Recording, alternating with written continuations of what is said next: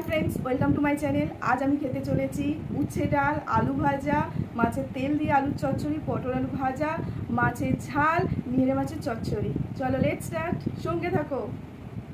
সাথে প্রথম উচ্ছে ডালটা দিয়ে শুরু করি।